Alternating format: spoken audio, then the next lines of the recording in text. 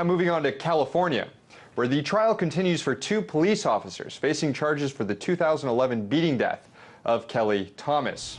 This man, seen here.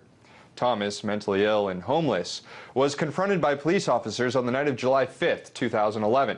He was not guilty of any sort of crime. Officers were responding to a call about a man jiggling car door handles in a bus depot parking lot.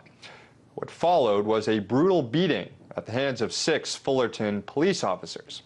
That beating was largely captured on video. Here it is.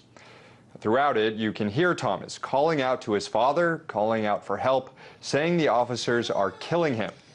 Thomas died 5 days later in a hospital after he was taken off life support.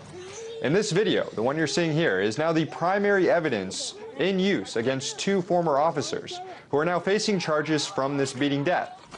Manuel Ramos is charged with second-degree murder and involuntary manslaughter, and former Corporal Jay Kitchenelli is facing 1 count of involuntary manslaughter and 1 count of use of excessive force.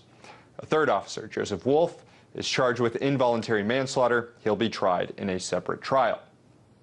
Now, the trial here is expected to last weeks, and it's a trial of particular importance because we've seen some troubling reports of police brutality emerge all around the country recently. There's DeParis Williams, a 20-year-old in San Francisco, who was stopped by police for riding his bike on the sidewalk on November 15th. The altercation quickly turned violent, as this video shows. Williams and 3 others were arrested, though Williams and his supporters say that it was the police who made the situation hostile. Williams went from the hospital to jail for 3 days, but charges against Williams were later dropped. The San Francisco police maintain they have the right to defend themselves, and no officers have been charged with wrongdoing. Or look at Lucinda White, a woman in Springfield, Illinois, who was tased by police while 8 months pregnant this April. And it was White who called the police in the first place after a fender bender. Springfield police stand by their actions, and there's been no charges against the officers in this case either.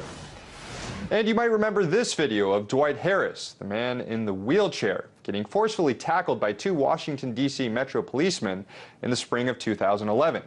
Police said Harris was drinking in public, though those charges against Harris were dropped shortly after this video was released. While Harris alleges that police used excessive force and he required stitches on his head, the police were not charged and they kept their jobs. Unfortunately, these examples can go on and on and on.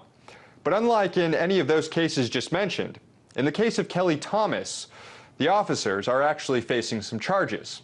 Police brutality is receiving one of those rare days in court, and we should all pay close attention to this case.